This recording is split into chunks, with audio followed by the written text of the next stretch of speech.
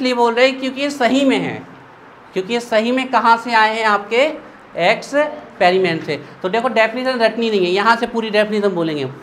The rate of chemical reaction is directly proportional to the product of molar concentration of reactants raised with the power of their actual coefficient determined by, बन जाएगा आपका। लिखिए in equation first, ये वाला लिख लिया था ना सब कुछ, तो लिखो in equation first, equation first में इन इक्वेशन फर्स्ट, ठीक है। इक्वेशन फर्स्ट में सबसे पहले आपको बताना है कि ये जो K है इसको अभी डिफाइन करेंगे हम। K क्या है जल्दी बताओ? रेट कांस्टेंट, बहुत बढ़िया, रेट कांस्टेंट है। इसकी यूनिट भी आती है 4 नंबर में, अलग अलग ऑर्डर के लिए K की यूनिट अलग अलग होती हैं, अभी निकालेंगे आज या कल। This is rate constant. अच्छा रेट को और क्या बोल सकते हैं हम? स्पीड, तो स्पीड कांस्टेंट भी बोल सकते हैं, लेकिन स्पीड कांस्टेंट लिखा नहीं मिलेगा। हाँ साक्षी, और वेलोसिटी कांस्टेंट, और वेलोसिटी कांस्टेंट। एक नाम और है इसका, ये नाम कैसे आया थोड़ी देर में क्लियर करेंगे हम। और specific reaction, specific reaction rate. अब इसको स्पेसिफिक रिएक्शन रेट क्यों कहते हैं वो हम आप देखना थोड़ी देर में क्लियर कर देंगे। चलो ये हो गया, ठीक है। एक्स वाई के पहले ए बी लिख लेते हैं। ए एंड बी बता दो हमें, ए बताएगी हमें दीपा। ए एंड बी क्या है? जो तुम्हें पता है वही बोलना, कुछ अलग नहीं बोलना है। ए बी प्रोडक्ट हैं। ए क्या है? ए प्लस बी, प्रोडक्ट तो इन दोनों के बीच में लगा है ना। बताओ ए बी क्या थे? तुम बताओ सृष्टि। रिएक्टेंट जी, ए और बी रिएक्टेंट है, लेकिन ब्रैकेट के अंदर लिख गए तो ये क्या हो गया? Molar concentration of reactant. तो ए एंड बी इक्वल है molar concentration of reactants A and B।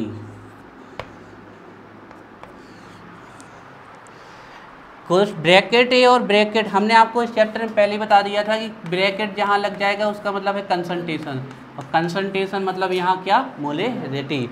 तो कोष्टक ए, ब्रैकेट ए और ब्रैकेट बी रिप्रेजेंट करता है molar concentration of reactants A and B. अब सबसे बड़ी इंपॉर्टेंट चीज़ जिसके बिना रेट लो हो ही नहीं सकता, जिसको भूल गए तो सब भूल गए, एक्स एंड वाई। बताओ क्या है? Actual coefficient. Very good, very good. Actual coefficient determined by experiment. तो रेट लो कौन सा कॉन्सेप्ट है? थ्योरेटिकल कॉन्सेप्ट की एक्सपेरिमेंटल? और law of mass action objective आ सकता है। Actual coefficient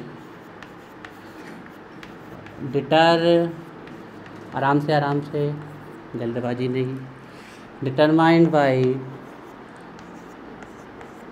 experiment, determined by experiment. देखो यहीं पर एक चीज़ और लिख देते हैं हम, जो आपका जस्ट अगला टॉपिक है। x प्लस वाई को आप अगर जोड़ दोगे, ऐड कर दोगे, तो वो क्या निकल के आती है? क्या निकल के आती है? ऑर्डर। अगर इन दोनों का सम 0 आ गया, मतलब हम इसको कितना भी बढ़ाएं लेकिन रेट नहीं बढ़ रही, तो बताइए यहाँ पावर कितनी लगी होगी? क्योंकि यहाँ कितना भी बढ़ा दो तो यहाँ 0 लगा है तो ये कितना हो जाएगा 1, तो यहाँ 0। ऐसे इसको तो ए भी 0 तो सम क्या आएगा 0।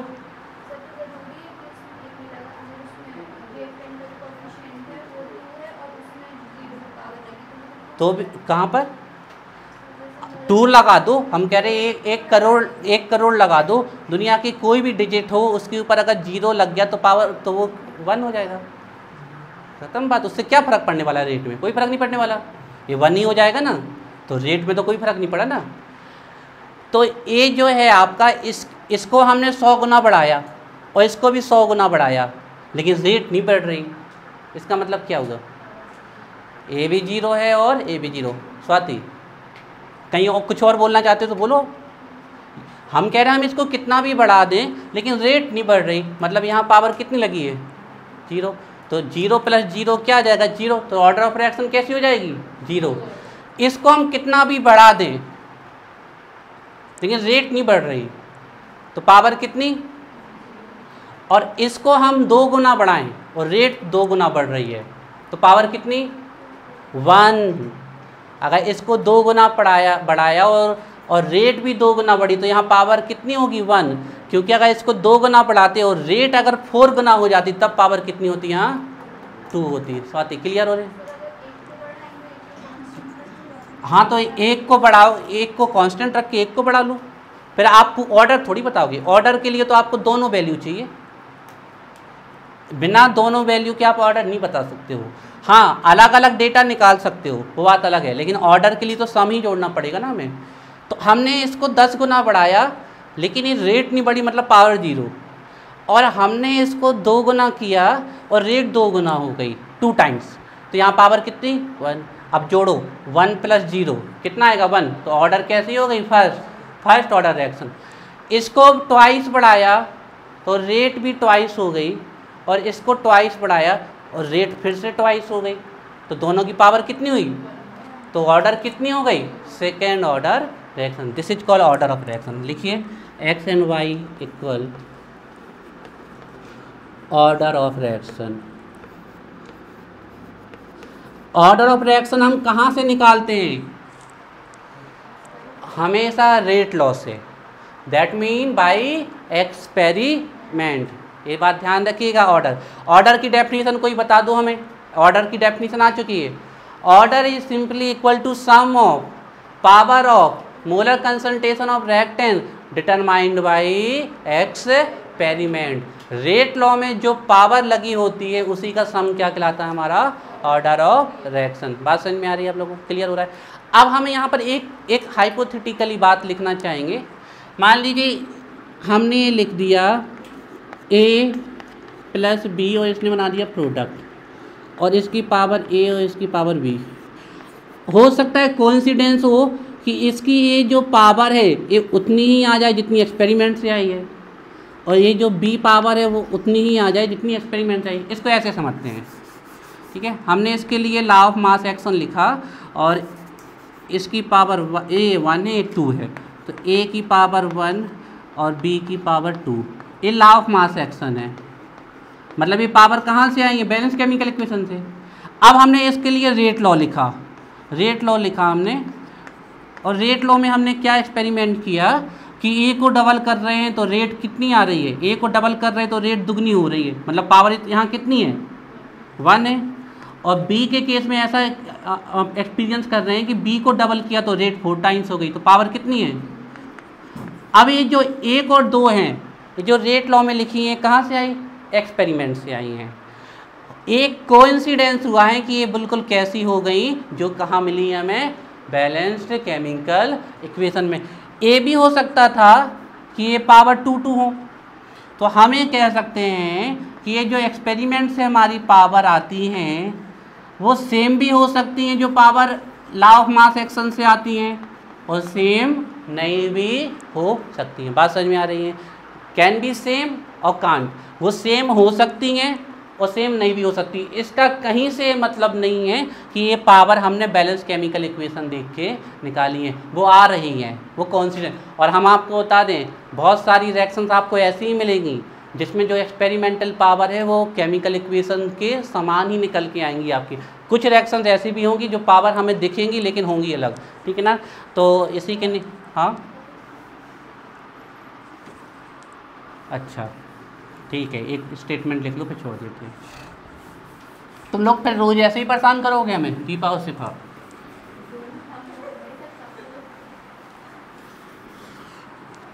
तो एक काम कर दें, इस बैच को 2 भागों में तोड़ दें, एक शाम को और एक सुबह।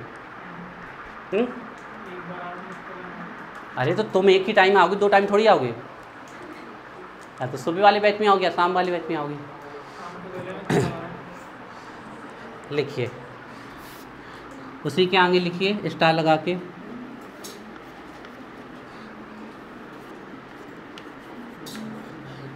ठीक है,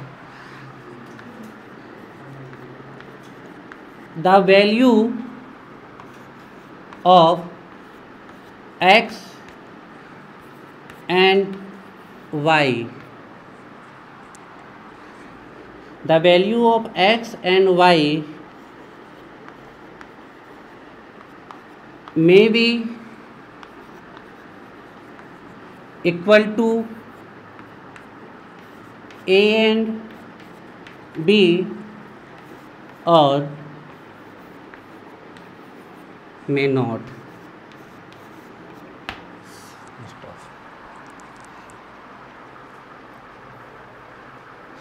x और y की वैल्यू ए बी के बराबर हो भी सकती है और नहीं भी, या आप ऐसा लिख सकते हो the value of actual coefficient may be equal to stoichiometric coefficient or may not. बात समझ में आ रही है आपकी? यहाँ तक क्या करना है?